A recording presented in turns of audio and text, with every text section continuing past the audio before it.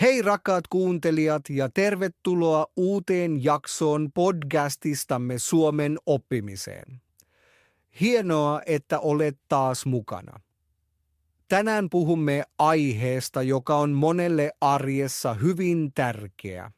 Puhumme siitä, miten suomeksi voi puhua ihmissuhteista. Eli miten kerrot ystävistä, perheestä, kumppanista tai muista tärkeistä ihmisistä elämässäsi.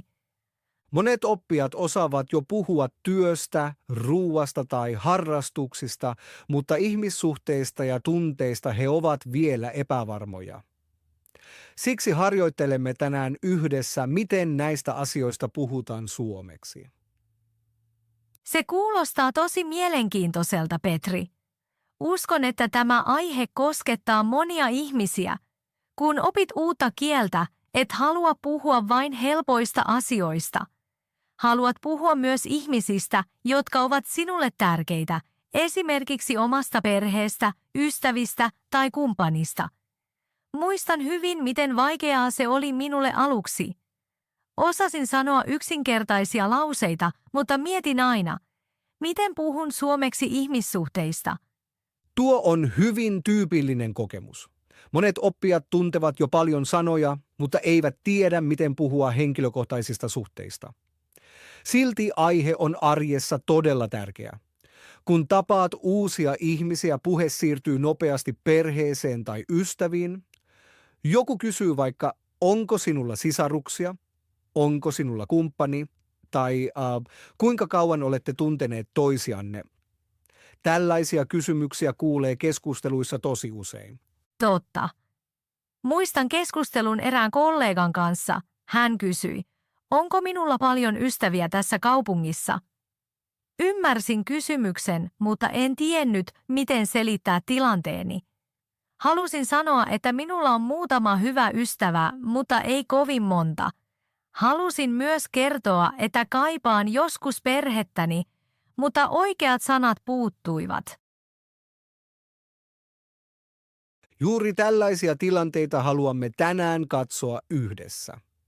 Tässä jaksossa opimme tärkeitä sanoja ja lauseita ihmissuhteista puhumiseen. Puhumme myös ystävyyksistä, perheestä ja parisuhteista. Ja mikä tärkeintä, puhumme tunteista. Katsomme myös eri tapoja näyttää kiintymystä tai läheisyyttä. Moni tuntee lauseen minä rakastan sinua, mutta arjessa on paljon muitakin ilmauksia. Uskon, että monet kuuntelijat haluavat oppia juuri näitä lauseita, koska ne ovat arjessa tärkeitä.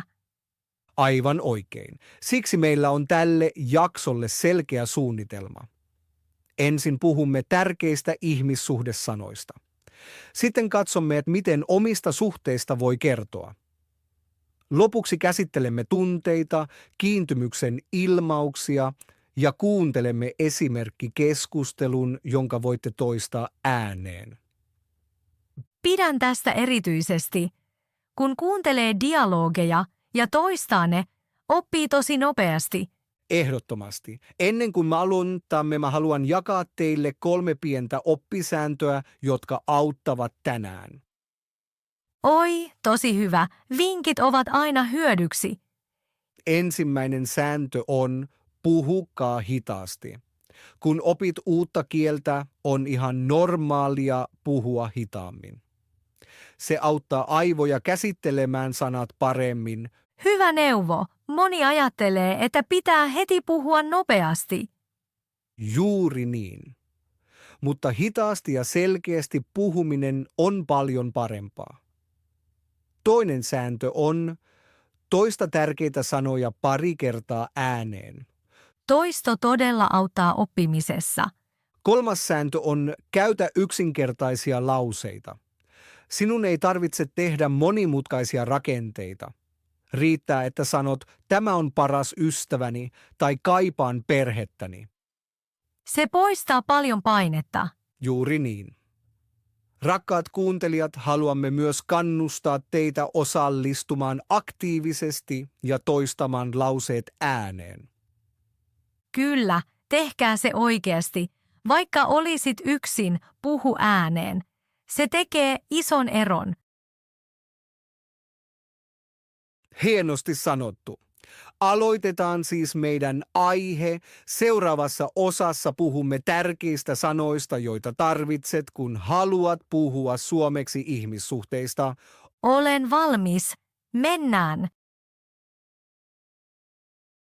Ennen kuin aloitamme ensimmäiset sanat, haluan puhua hetken yhdestä tärkeästä kysymyksestä.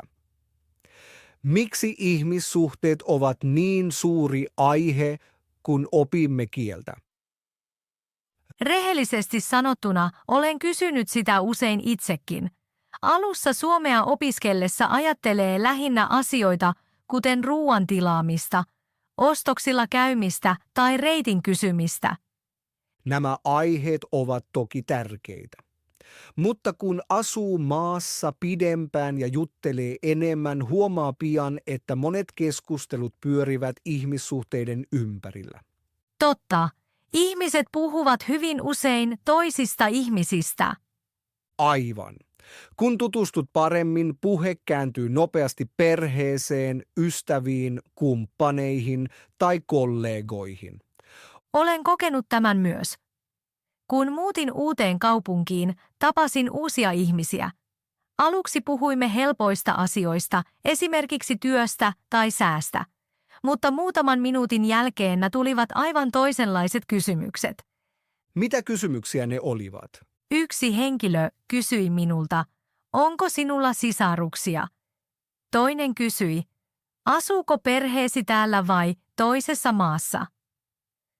Olin hieman yllättynyt, koska en tiennyt tarkalleen, miten vastata. Tämä on tosi tyypillinen tilanne. Monet ihmiset esittävät tällaisia kysymyksiä, kun he haluavat tutustua paremmin. Niin, ja halusin tietysti vastata. Mutta minun piti hetken miettiä, mitä sanoja voin käyttää. Juuri siksi tämä aihe on niin tärkeä. Kun opit kieltä, et halua puhua vain asioista. Haluat puhua myös ihmisistä. Ja erityisesti ihmisistä, jotka ovat sinulle tärkeitä. Esimerkiksi omasta perheestä tai hyvistä ystävistä. Aivan. Tällaisia keskusteluja tulee arjessa todella usein. Kuvittele, että tapaat uuden kollegan töissä. Ehkä hän kysyy, onko sinulla perhe täällä? Tai kuinka kauan olet jo asunut tässä kaupungissa? Tai joku kysyy, onko sinulla paljon ystäviä täällä? Juuri niin. Tai oletko suhteessa? Tai kuinka kauan olette tunteneet toisianne? Nämä ovat todella tyypillisiä kysymyksiä. Kun ymmärrät ja voit vastata näihin kysymyksiin, niin mä tunnet olosi heti paljon varmemmaksi. Ja silloin et vain kuuntele, vaan voit myös kertoa itse. Uskon, että tämä on tärkeä kohta. Kun voi puhua ihmissuhteista, keskustelut muuttuvat heti henkilökohtaisemmiksi. Aivan. Henkilökohtaiset keskustelut auttavat meitä tuntemaan toiset paremmin. Kieli ei ole vain tiedon väline. Kieli yhdistää ihmisiä. Pidän tuosta ajatuksesta. Kun puhut perheestä tai ystävistä, ymmärrät henkilöä paljon paremmin. Ehdottomasti.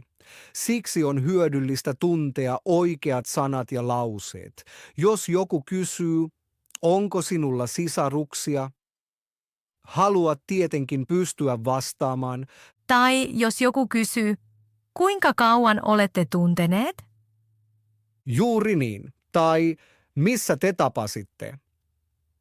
Kuulen näitä kysymyksiä todella usein. Juuri tästä on tänään kyse. Haluamme auttaa teitä ymmärtämään tällaisia keskusteluja paremmin ja osallistumaan niihin. Se kuulostaa todella hyödylliseltä. Siksi katsomme seuraavassa osassa ensin muutamia tärkeitä sanoja. Näiden sanojen avulla voitte alkaa puhua omista suhteistanne. Eli perheestä, ystävistä ja muista tärkeistä ihmisistä. Aivan.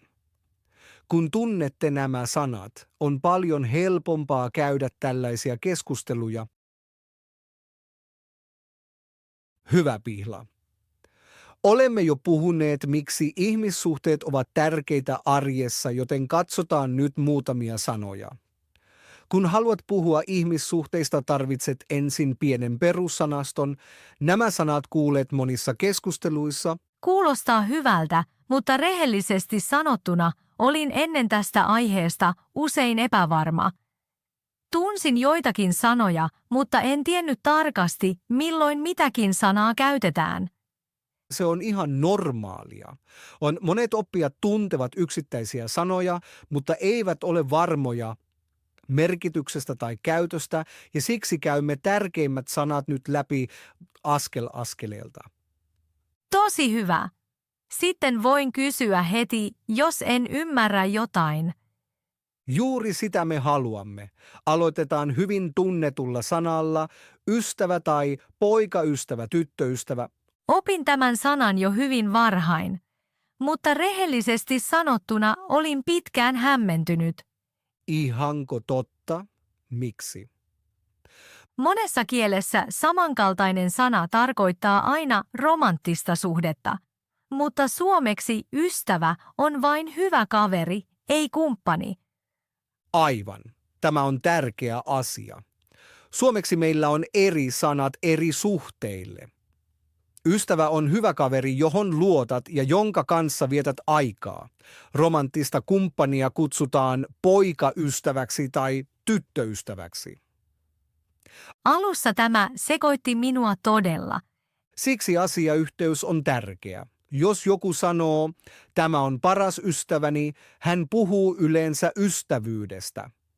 Eli ei romanttista suhdetta. Juuri niin. Esimerkki, tämä on paras ystäväni. Olemme tunteneet 10 vuotta. Se kuulostaa tosi luonnolliselta. Kun puhutaan romanttisesta suhteesta, sanotaan usein, tämä on poikaystäväni tai tämä on tyttöystäväni. Nyt ymmärrän eron paremmin. Tosi hyvä. Katsotaan seuraava sana, kumppani. Olen kuullut sanan, mutta käytän sitä harvoin. Monet käyttävät tätä sanaa, kun he puhuvat vakituisesta suhteesta. Kumppani kuulostaa usein neutraalimmalta ja aikuisemmalta kuin poikaystävä tai tyttöystävä. Eli voi sanoa, tämä on kumppanini. Juuri niin, tai hän on kumppanini. Ja se tarkoittaa, että ollaan yhdessä. Aivan oikein voi myös sanoa, olemme olleet yhdessä jo 3 vuotta. Pidän tästä lauseesta, koska se on hyvin yksinkertainen. Juuri niin, monet ihmiset käyttävät tätä lausetta arjessa. Petri, minulla on vielä kysymys. Mikä ero on olla yhdessä ja olla parisuhteessa? Hyvä kysymys. Molemmat tarkoittavat melkein samaa. Olla yhdessä on vähän rennompi. Olla parisuhteessa kuulostaa hiukan virallisemmalta. Ahaa, eli 2 tapaa melkein samalle idealle. Juuri niin. Se tuo meidät seuraavaan sanaan, suhde. Oikein. Suhde kuvaa 2 ihmisen yhteyttä, kun he ovat pari. Eli romanttinen yhteys. Aivan. Esimerkiksi olen parisuhteessa. Tai ehkä heillä on tosi hyvä suhde. Juuri niin. Sana voi myös kuvata yleistä yhteyttä ihmisten välillä. Kiinnostavaa. Luulin aina, että suhde tarkoittaa vain rakkautta. Moni ajattelee niin, mutta sana kuvaa myös muita yhteyksiä, esimerkiksi hyvää suhdetta kollegoiden tai vanhempien ja lasten välillä. Sitä en tiennyt. Nyt tulemme hyvin tärkeään sanaan, avioliitto. Avioliitto tarkoittaa, että 2 ihmistä on naimisissa, eikö? Kyllä. Avioliitto on virallinen liitto 2 ihmisen välillä.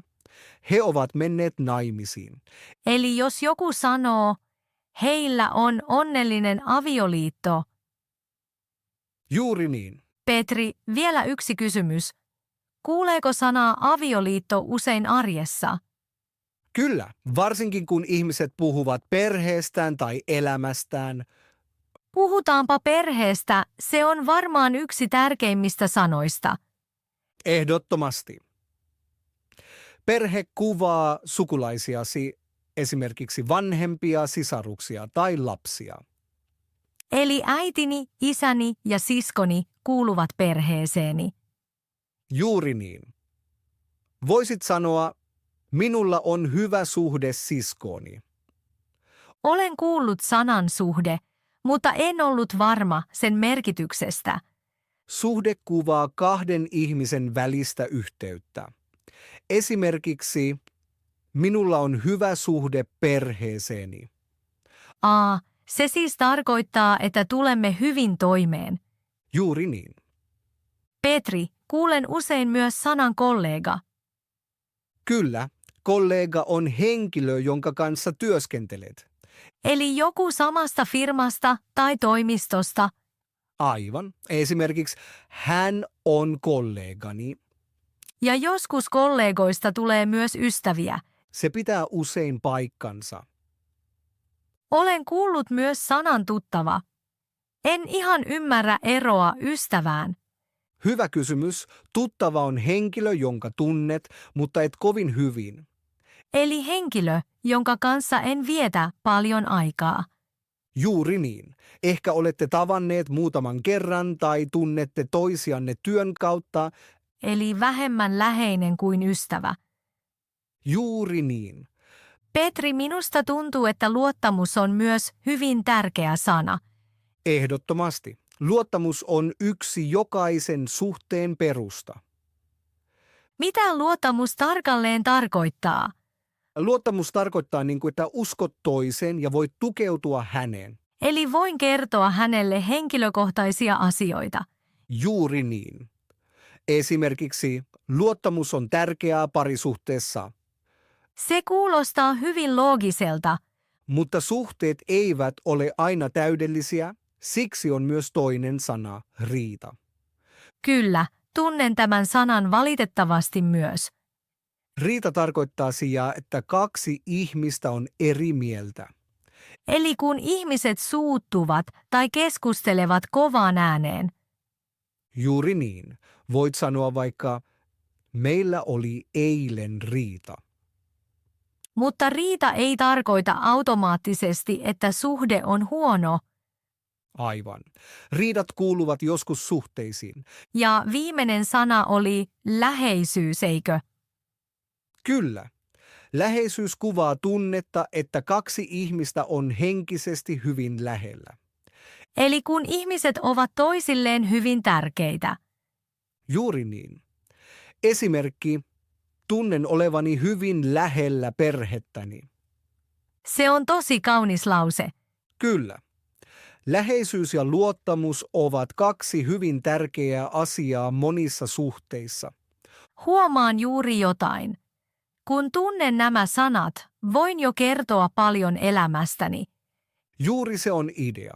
Näillä harvoilla sanoilla voit puhua ystävistä, perheestä, suhteista ja tunteista. Se tekee aiheesta heti paljon helpomman. Seuraavaksi katsomme, miten näitä sanoja käytetään kokonaisissa lauseissa omista suhteista puhuttaessa. Hyvä Pihla. Olemme puhuneet tärkeistä ihmissuhdesanoista ja nyt siirrymme vielä henkilökohtaisempaan osaan. Puhumme tunteista ja emootioista. Kun puhumme suhteista, puhumme melkein aina myös tunteista. Kerromme, milloin olemme onnellisia, milloin surullisia ja milloin kaipaamme jotakuta. Siksi on tärkeää osata ilmaista nämä tunteet suomeksi. Se on totta. Olen kokenut sen usein itse. Suomen opiskelun alussa pystyin puhumaan vain helpoista asioista. Osasin kertoa, missä asun ja mitä teen töissä. Mutta kun joku kysyi, miltä sinusta tuntuu, tai oletko täällä onnellinen? En tiennyt mitä sanoa. Halusin selittää, että viihdyn joskus hyvin, mutta ikävöin myös perhettäni. Minulta kuitenkin puuttuivat sanat näiden tunteiden kuvaamiseen. Juuri silloin huomaa, että kieli ei ole pelkkää kielioppia. Aivan. Ja siksi katsomme nyt muutamia tärkeitä tunteita, joita arjessa tulee esiin. Aloitamme hyvin positiivisesta tunteesta. Onnellinen. Kun tunnet olosi hyväksi ja tyytyväiseksi, voit sanoa, olen onnellinen. Se on hyvin yksinkertainen lause, mutta kertoo paljon. Esimerkiksi, olen onnellinen, kun vietän aikaa perheeni kanssa. Tai, olen onnellinen, kun näen ystäviäni. Monet käyttävät tätä sanaa puhuessaan elämän kauniista hetkistä. Se on yksi tärkeimmistä sanoista, kun puhutaan tunteista. Pidän tästä sanasta kovasti, mutta ennen ajattelin, että onnellinen kuvaa vain todella suurta tunnetta. Joskus en ollut varma, voinko käyttää sitä, kun minulla on vain hyvä päivä. Silloin sanoin mieluummin, minulla on hyvä olo. Ajan kanssa ymmärsin, että onnellinen sopii myös pieniin hetkiin.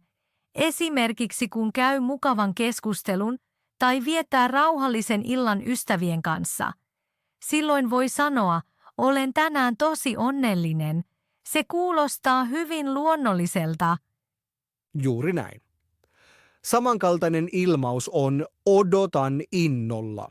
Tämä lause tarkoittaa, että iloitset jostakin positiivisesta asiasta. Usein puhutaan asiasta, joka tapahtuu pian. Esimerkiksi odotan innolla viikonloppua. Tai odotan innolla, että näen sinut. Tämä ilmaus on Suomessa hyvin tavallinen ja sitä käytetään usein. Se näyttää, että sinulla on positiivinen odotus ja odotat jotain mukavaa. Olen kuullut tämän ilmauksen todella usein, erityisesti töissä. Kollegat sanovat esimerkiksi, odotan innolla huomista palaveria tai odotan innolla lomaamme. Aluksi ajattelin, että se kuulostaa ehkä hieman viralliselta. Mutta nyt huomaan, että se on ihan tavallinen ilmaus, jota ihmiset käyttävät koko ajan. Ja se tuntuu hyvin ystävälliseltä, kun joku sanoo, odotan innolla, että näen sinut. Ehdottomasti. Katsotaan nyt toista tunnetta, jonka moni tuntee, surullinen. Jos jokin tekee sinut surulliseksi, voit sanoa olen surullinen tai tunnen itseni surulliseksi. Molemmat lauseet käyvät. Jälkimmäinen kuulostaa joskus henkilökohtaisemmalta, koska se kuvaa sisäistä tunnetta. Esimerkiksi tunnen itseni surulliseksi, koska kaipaan perhettäni. Kyllä, tunnen tämän tunteen hyvin. Kun muutin toiseen kaupunkiin, ikävöin alussa perhettäni kovasti. Ajattelin usein, kaipaan teitä. Huomasin, että tämä lause on hyvin vahva. Kun sanot jollekulle kaipaan sinua, näytät, että hän on todella tärkeä. Aluksi olin hieman epävarma sen käytöstä, koska se kuulostaa niin henkilökohtaiselta. Mutta nyt ymmärrän, että se on Suomessa ihan normaalia, kun puhuu tunteista. Aivan. Kaipaan sinua on hyvin rehellinen ja tunteikas lause. Ihmiset sanovat sen usein perheelle, hyville ystäville tai kumppanille. Kun joku on kaukana, tämä lause kuuluu usein. Se näyttää, kuinka tärkeä henkilö on sinulle. Petri, yhtä tunnetta koin erityisen usein, kun aloitin suomen puhumisen. Jännitin. Muistan ensimmäisen keskusteluni suomeksi. Olin uskomattoman hermostunut. Sydämeni hakkasi nopeasti ja pelkäsin tekeväni virheitä. Se on todella tyypillinen tunne. Hermostunut tarkoittaa, että tunnet hieman pelkoa tai epävarmuutta, esimerkiksi ennen tärkeää keskustelua tai esitystä. Voit sanoa, olin tosi hermostunut ennen työhaastatteluani, tai olen hermostunut, kun minun pitää puhua monen ihmisen edessä. Tuo kuvaa tunnettani tosi hyvin. Ajan myötä tulee varmemmaksi. Silloin huomaa, että jännitys on aivan normaalia. Aivan. Nyt siirrymme hyvin romanttiseen tunteeseen. Rakastunut olo. Kun tunnet vahvaa rakkautta jotakuta kohtaan, voit sanoa olen rakastunut. Tätä sanaa käytetään usein suhteen alussa, kun kaikki on uutta ja jännittävää. Tämä sana kuulostaa hyvin tunteikkaalta. Uskon, että moni liittää siihen kauniita hetkiä. Mutta opin myös toisen tunteen. Pettymys. Joskus jokin ei suju odotusten mukaan ja silloin olet pettynyt. Juuri niin. Pettynyt tarkoittaa, että odotuksesi eivät toteutuneet. Esimerkiksi olin pettynyt, koska suunnitelmani ei toiminut. Tämä tunne kuuluu elämään ja myös ihmissuhteisiin. Toinen tunne, josta pidän paljon, on ylpeys. Kun joku saavuttaa jotain hyvää, voit sanoa, olen ylpeä sinusta. Sanoin näin kerran siskolleni, kun hän läpäisi tärkeän kokeen. Se on todella kaunis lause. Ylpeys kuvaa arvostusta ja iloa toisen saavutuksesta. Voit myös sanoa, olen ylpeä työstäni tai olen ylpeä perheestäni. Petri, yksi sana hämmenti minua pitkään. Yksinäinen. Ennen luulin, että yksinäinen tarkoittaa vain olla yksin. Moni ajattelee niin, mutta ero on tärkeä. Yksin tarkoittaa vain, ettei ympärillä ole ketään juuri nyt. Yksinäinen tarkoittaa, että tunnet itsesi sisäisesti yksin ja kaipaat seuraa. Se on suuri ero. Voi olla yksin olematta yksinäinen. Aivan. Voit tuntea itsesi yksinäiseksi, vaikka ihmisiä on ympärilläsi. Se on todella mielenkiintoista. Huomaan, että nämä sanat auttavat kuvaamaan tunteita tarkemmin. Juuri se on tavoite. Kun voit sanoa, olen onnellinen, olen surullinen, odotan innolla tai kaipaan sinua. Ilmaiset tunteesi paljon selkeämmin. Ja keskusteluista tulee heti henkilökohtaisempia ja aidompia. Juuri niin. Seuraavassa osassa katsomme, miten kiintymystä tai rakkautta voi ilmaista suomeksi monella tavalla. Hyvä Pihla, olemme juuri puhuneet tunteista. Nyt tulemme aiheeseen, joka on monista tosi jännittävä. Miten suomeksi sanotaan rakastan sinua ja mitä muuta voi sanoa, kun haluaa näyttää kiintymystä tai läheisyyttä? Oi, tämä kiinnostaa minua kovasti. Uskon, että monet tuntevat vain tämän yhden lauseen. Rakastan sinua. Mutta olen jo huomannut, että Suomessa on paljon enemmän ilmaisuja. Juuri niin. Suomessa on erilaisia lauseita eri kiintymyksen tasoille. Osa sopii romanttiselle suhteelle, toiset perheelle tai ystäville. Ymmärsin tämän vasta myöhemmin. Aluksi luulin, että rakastan sinua on aina se tavallinen lause, kun haluan näyttää, että toinen on tärkeä. Moni oppija ajattelee samoin. Mutta suomeksi rakastan sinua on hyvin vahva lause. Sitä sanotaan yleensä romanttisessa suhteessa tai joskus perheessä. Siis esimerkiksi kumppaneiden välillä. Aivan. Kun kaksi ihmistä on romanttisessa suhteessa, he sanovat usein rakastan sinua. Muistan kuulleeni tämän lauseen suomalaisessa elokuvassa. Kohtaus oli todella tunteikas. Kyllä. Tätä lausetta käytetään usein juuri tunnepitoisissa hetkissä. Mutta olen myös kuullut, kun äiti sanoi lapselleen, tykkään sinusta tosi paljon. Se kuulosti erilaiselta. Tämä on tärkeä ero. Mä tykkään sinusta on hieman pehmeämpi ilmaus. Mitä se tarkalleen tarkoittaa? Se tarkoittaa, että pidät ihmisestä ja hän on sinulle tärkeä. Tämä lause on yleinen perheessä ja ystävien kesken. Eli kun äiti sanoo lapselleen, tykkään sinusta tosi paljon. Juuri niin. Myös ystävät voivat sanoa sen joskus. Kiinnostavaa. Tykkään sinusta on siis vähemmän vahva kuin rakastan sinua. Aivan. Se kuulostaa hellältä, mutta ei aina romanttiselta. Tämä ero on todella tärkeä. On vielä yksi ilmaus. Pidän sinusta. Olen kuullut senkin. Pidän sinusta tarkoittaa, että henkilö on mielestäsi mukava. Se sopii usein suhteen tai ystävyyden alkuun. Kyllä. Kun tapaat uuden ihmisen ja hänestä tulee hyvä fiilis, voit sanoa, pidän sinusta.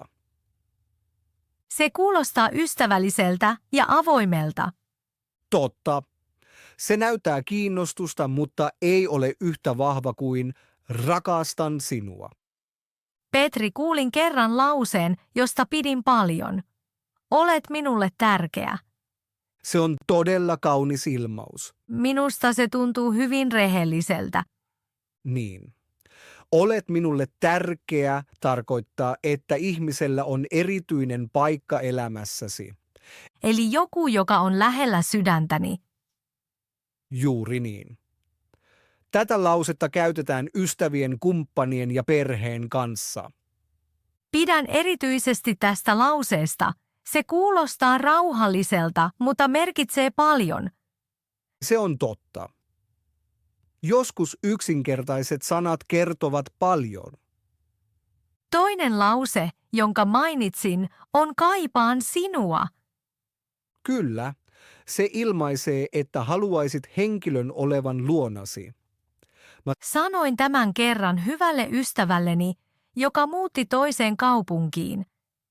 Se on hyvin tavallinen tilanne. Halusin näyttää, että hän on minulle tärkeä ja että ikävöin keskustelujamme. Juuri siksi tätä lausetta käytetään. Petri, kuulin myös lauseen. Viihdyn kanssasi. Se kuulostaa luonnolliselta. Kyllä. Se on kaunis ja rento lause. Mitä se tarkalleen tarkoittaa? Se tarkoittaa, että nautit ajasta toisen kanssa. Eli minulla on hyvä olla, kun olemme yhdessä. Juuri niin. Tätä lausetta voi käyttää monissa suhteissa. Muistan illan ystävien kanssa, jolloin joku sanoi, viihdyn teidän kanssa. Se kuulosti lämpimältä ja aidolta. Kyllä, tällaiset lauseet vahvistavat suhteita. Huomaan, että nämä pienet erot ovat tosi tärkeitä. Ehdottomasti. Suomessakin on paljon vivahteita. Eli pieniä eroja merkityksessä. Pihla, tähän asti olemme puhuneet mukavista tunteista, läheisyydestä ja lauseista kuten rakastan sinua tai kaipaan sinua. Mutta jos olemme rehellisiä, suhteisiin kuuluu myös vaikeita hetkiä. Kellään ei ole vain täydellisiä suhteita. Joskus tulee väärinkäsityksiä, joskus riitoja tai pettymyksiä. Juuri silloin kieli on erityisen tärkeä. Se pitää paikkansa. Juuri tällaiset tilanteet ovat minulle suomeksi tosi vaikeita. Kun kaikki sujuu hyvin, puhun helposti, mutta kun haluan kertoa, että jokin satutti minua, tai että olen surullinen tai pettynyt, sanat häviävät.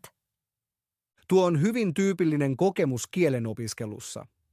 Kun keskusteluista tulee tunnepitoisia, moni oppija huomaa, että tunne- tai konfliktisanat vielä puuttuvat. Aivan. Muistan tilanteen ystäväni kanssa. Meillä oli pieni mielipideero, ei mitään dramaattista. Halusin selittää, miksi tunsin oloni huonoksi, ja ajattelin, miten sanon tämän suomeksi. Mitä halusit sanoa? Halusin sanoa, että olin hieman pettynyt, mutta en tiennyt, voinko vain sanoa, olen pettynyt. Kyllä, voit sanoa niin. Hyvin tavallinen lause on olin pettynyt. Ahaa, siis menneessä muodossa. Juuri niin, esimerkiksi olin pettynyt, koska odotin jotain muuta. Se kuulostaa tosi luonnolliselta, mutta pelkäsin, että lause kuulostaa ehkä liian kovalta. Hyvä huomio. Jos haluat puhua kohteliaammin, voit lisätä pieniä sanoja. Voit esimerkiksi sanoa, olin vähän pettynyt. Ahaa, se tekee lauseesta pehmeämmän. Juuri niin. Tällaiset pienet sanat auttavat suomeksi paljon. Petri, toinen sana on myös hämmentänyt minua. Riita. Kuulen sen usein, mutta en ollut pitkään varma, kuinka vahva sana on. Riita tarkoittaa vain, että kaksi ihmistä on eri mieltä. Eli ei välttämättä iso draama? Ei. Riita voi olla pieni tai suuri. Voit esimerkiksi sanoa, meillä oli eilen riita. Yritin kerran sanoa noin, mutta sanoin sen sijaan keskustelu. Mielenkiintoista. Keskustelu on usein rauhallisempi, riita on tunnepitoisempi. Ahaa, eli riita on enemmän konflikti. Juuri niin. Huomaan, että minun on otettava tällaiset sanat oppirutiiniini. Se on tosi hyvä idea. Kirjoitan uudet sanat aina pieneen muistikirjaan. Mutta tähän asti olen opetellut lähinnä arkisanoja, kuten ostoksilla tai matkustamisessa. Ja nyt huomaat, että tunnesanat ovat yhtä tärkeitä. Aivan. Näitä sanoja tarvitaan, kun keskustelut muuttuvat henkilökohtaisemmiksi. Toinen todella tärkeä lause on, olen pahoillani. Tiedän tämän lauseen.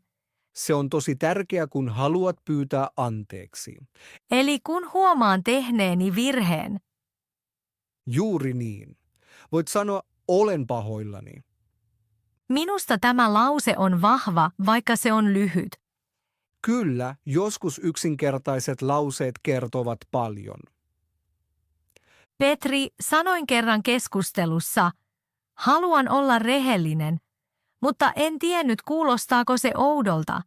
Ei, se on tosi hyvä lause. Ihanko totta? Kyllä. Haluan olla rehellinen, näyttää toiselle, että haluat puhua avoimesti. Juuri sitä halusin ilmaista. Tämä lause auttaa usein aloittamaan rauhallisen keskustelun. Luulen käyttäneeni sitä, koska en tiennyt, miten aloittaa keskustelu. Se tapahtuu monelle ihmiselle. Petri, toinen lause, jonka kuulen usein on, meidän täytyy puhua tästä. Kyllä, se on hyvin tyypillinen lause. Mutta mielestäni se kuulostaa hieman vakavalta. Se pitää paikkansa.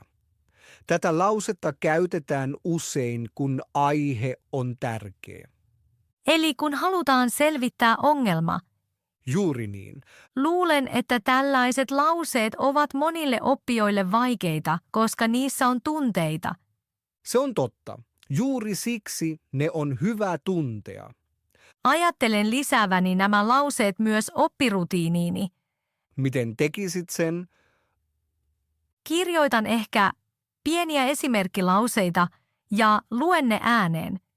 Esimerkiksi olin pettynyt, olen pahoillani tai meidän täytyy puhua tästä. Se on tosi hyvä menetelmä.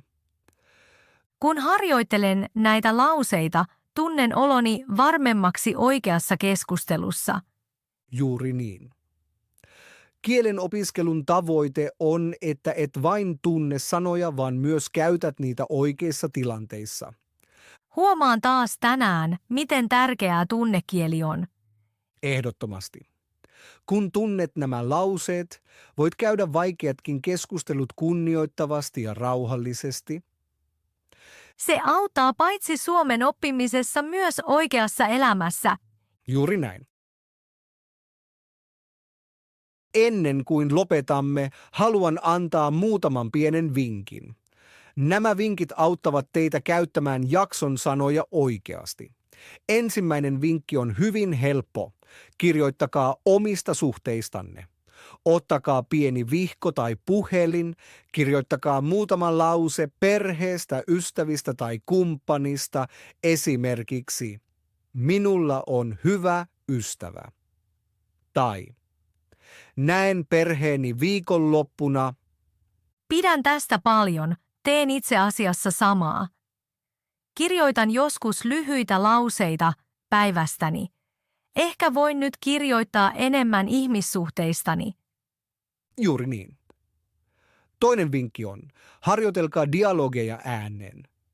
Monet lukevat vain hiljaa, mutta kieltä oppiessa pitää myös puhua. Kun toistatte dialogeja ääneen, suu tottuu uuteen kieleen. Se on totta. Olen huomannut, että opin sanat paremmin, kun sanon ne ääneen.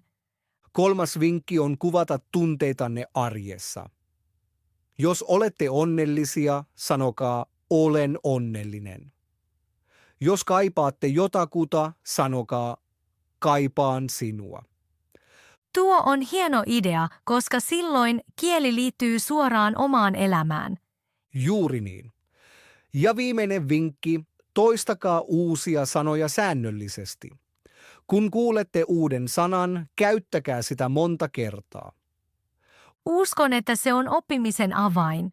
Toista, toista ja toista vielä kerran. Teemme nyt pienen harjoituksen. Rakkaat kuuntelijat, kuunnelkaa tarkasti. Sanon nyt muutamia yksinkertaisia lauseita ihmissuhteista. Tärkeää on, kuunnelkaa ensin ja toistakaa lause sitten ääneen. Puhukaa rauhassa hitaasti ja selkeästi. Kyllä, tehkää oikeasti mukana, vaikka olisitte yksin. Ääneen puhuminen auttaa oppimisessa paljon. Halutessanne voitte toistaa lauseen vaikka kahdesti. Hyvä. Aloitamme ensimmäisellä lauseella. Kuunnelkaa ensin. Minulla on hyvä ystävä. Nyt on teidän vuoronne. Toistakaa lause ääneen. Oikein hyvä. Sanomme lauseen vielä kerran. Minulla on hyvä ystävä. Toistakaa se vielä kerran ääneen. Täydellistä. Nyt tulee toinen lause, kuunnelkaa ensin. Olemme tunteneet toisemme 10 vuotta. Nyt puhukaa te. Hyvin tehty ja vielä yhdessä. Olemme tunteneet toisemme 10 vuotta. Toistakaa lause vielä hitaasti. Hienoa. Nyt tulee kolmas lause. Kuunnelkaa ensin. Kaipaan perhettäni. Nyt toistakaa lause ääneen.